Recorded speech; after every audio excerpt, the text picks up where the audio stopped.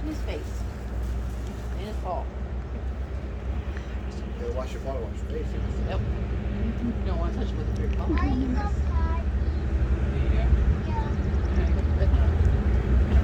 Seguro cuñado. I want to. Just bring your money tonight for the tickets. Don't make a special trip. Okay.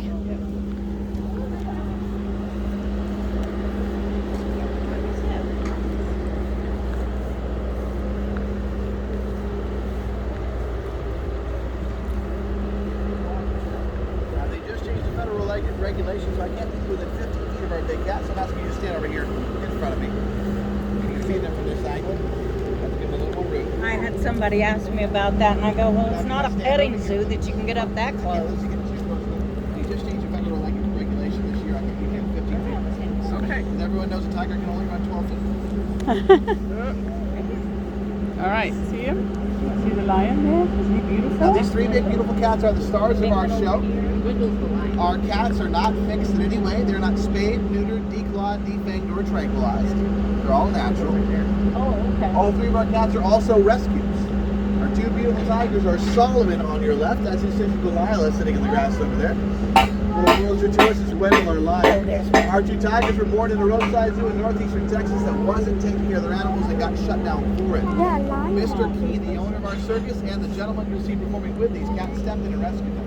When he got our tigers, they were only a year and a half old. Definitely still very much cubs because they were not being taken care of. They were severely malnourished and underdeveloped. In fact, the inspectors who shut that zoo down recommended we simply have our cats put down because they thought they wouldn't survive. Luckily, our vets had better plans for them. It took about 2 years to nurse them back to health, so they're healthy to travel and perform. Mr. Key's been performing with them now for a little over 16 years. They're going to turn 20 years old on the 17th of this July. The average lifespan for a tiger in the world is 7 to 9. This is Filene. She's our old lady.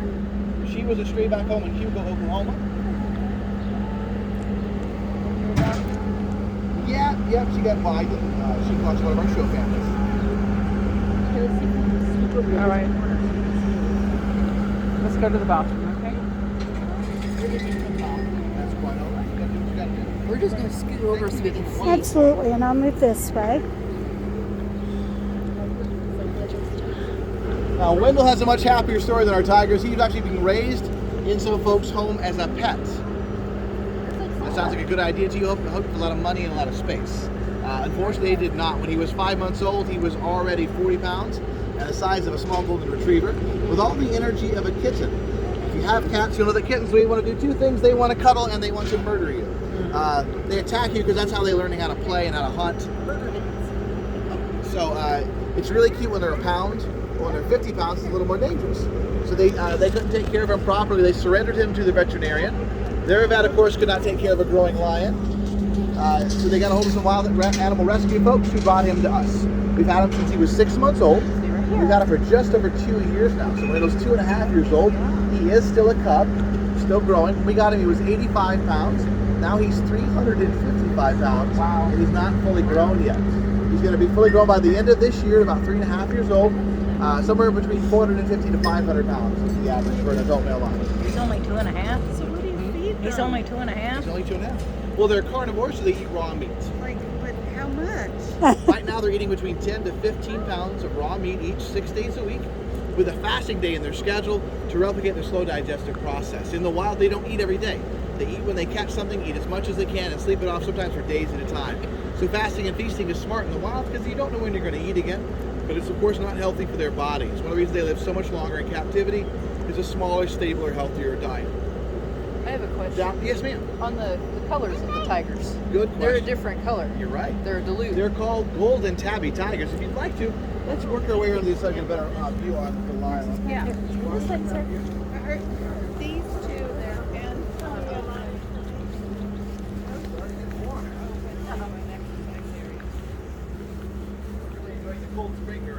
Oh, yeah.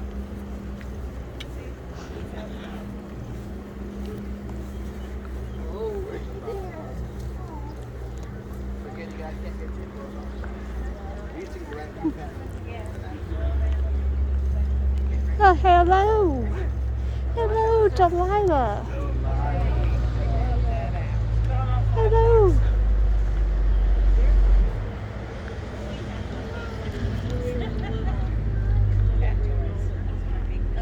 I'm gonna sneak around you guys so I can get a better shot.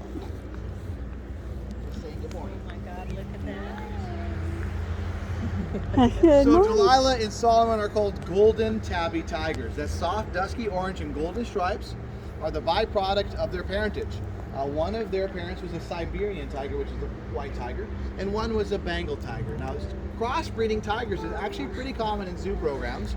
Normally, the cubs look like one parent or the other. The soft blend between the two like this is a genetic anomaly. It's very unusual, and to get two from the same litter is really rare indeed. There's only about 300 known golden tabby tigers in existence in the whole world. They do not occur naturally in the wild, and they would not survive in the wild as they do not have effective camouflage for hunting or for protecting themselves. The tigers are very, very dependent on their stripes. Often in movies and TV, people depict tigers as rampaging monsters roaming through the jungles, destroying everything in sight. They're not. They're like your house cat, just much, much bigger. They sleep 18 hours a day. They have really good camouflage. They have small territories because they're solitary hunters. They hang out and sleep. If something comes through that wakes them up, they try to catch it. So they're more like a duck hunter than a monster. That's my husband. There, see, isn't He's good at camouflaging and hiding. There you go. Sleeping. See? So it's funny how they dramatize them. My cat only has one brain cell, so. They're really pretty Our cats. cats are transported to these big reinforced kennels. These are larger in every dimension required by state or federal law. We roll and lock them into places with this truck for travel. If you're smelling anything over here, I used to it myself, you're smelling that truck. So we have 3 unfixed cats, so they spray. No matter what we do to that truck, there's always an ammonia smell. Yeah. So all 3 of those they fit in there. They lock 2 in the front and 1 in the middle, and then their equipment goes next to them. Huh. The larger day cages give our cats 100 square feet of personal space for the day. We do normally have a third one up for Solomon. It's folded up on the other side where we were standing earlier. There's not enough room to build it here properly, and half a cage wouldn't do anybody any good. But also Solomon sleeps 20 hours a day. Really good at it.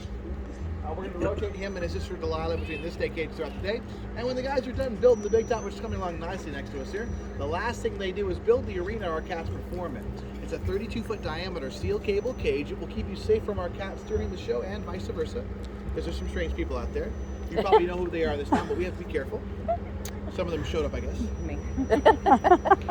I just want. And we'll put them in during the afternoon before the shows, make sure they get enough exercise. It's one of the reasons that circus cats tend to live longer than even cats in some of the best zoo programs, because they do have daily interaction and exercise. And enrichment and exercise goes a long way to a longer lifestyle for animals and for ourselves. Yeah. Now this side of the big top we call the backyard. Everything in the backyard is staged around that opening in the tent. We call that the back door. You see the crew hung a curtain on the inside to make our entrances more theatrical.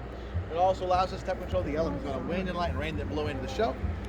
On a hotter day like today, they're going to raise the bottom of the walls to keep airflow going on. We're going to put fans on the back corners of the tent and underneath our main seating section to keep the air moving around in there. But it is a tent, so there's only so much we can do. On hot days, it gets hot. If it's hot for you in the seats, it's hotter for us in the ring under the lights. Makes you feel any better. We do sell a lot of snow cones on hot days. And it's going to be a warmer day today, so make sure you drink a lot of water. That's one thing we do. We try to avoid is folks overreaching themselves in the heat. These cat toys. Yes, they are. So because Wendell is a cub, when we first got him, he was very, very toy motivated. Very, very tight. We target treated him with toys because he wasn't interested in treats. Now that he's getting a little older, he's more of an adolescent. He's gotten more into food. So he's playing less with like the fluffies, but every once in a while we still want to get his attention. We show him one of those and help him like focus. He plays with stuff. So we train our cats with reward and repetition. You cannot use discipline with a tiger or a lion. All that will do is show your hand. It will simply teach the tiger that it's stronger than you. Because at a certain point, it's like spanking a teenage boy. It shows them that they've become strong. And cats, our cats are just like your house cats. They're smart and they're sweet. They can tell people apart. But they can also hold grudges. So if you use discipline when they're smaller and they get bigger, they'll remember. Mm-hmm. So it's more about forming a really good bond with them, making sure they know and trust you. So when you see trading with them, Picture of the.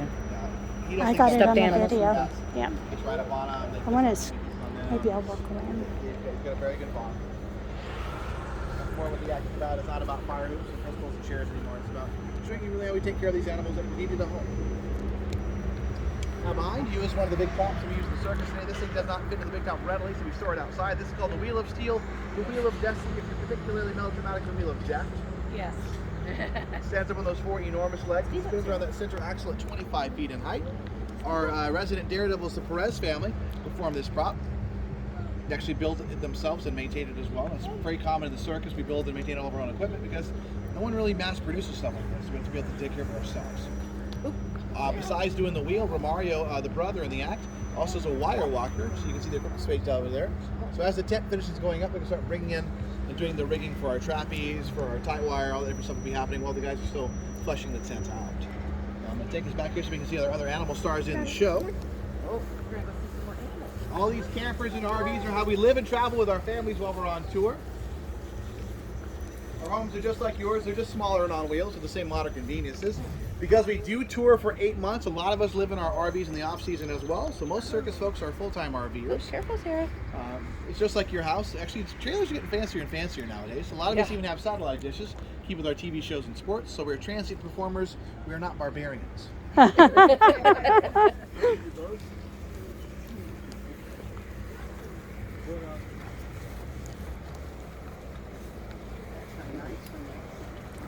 Yeah. All of those. Just so we're all on the same page, this is an electric fence. It will not hurt you, but it does not feel good. Kind of like licking a 9-volt battery with your Oh, look. Oh, there he is. Hey guys. Hey there. Gorgeous. Oh, my word. Look at how beautiful. These 2 big, beautiful Percherons are Dusty with the bobtail and Bambina with the long tail. And the gentleman that was out first, that was our blonde, is a Belgian horse. His name is Bromba.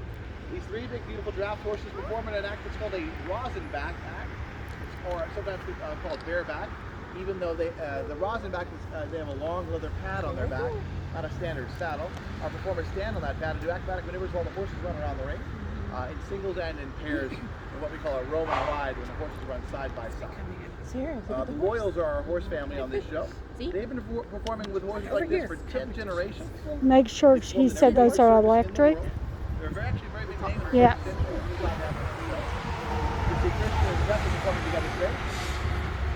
Dusty here is our oldest.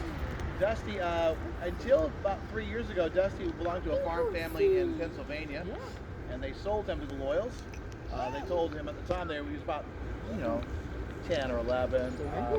I've been working with him, and he's probably more like 16 or 17. Don't touch me. That's why they wanted to get rid of him. He was getting too old to work. Jane? Yeah, of course.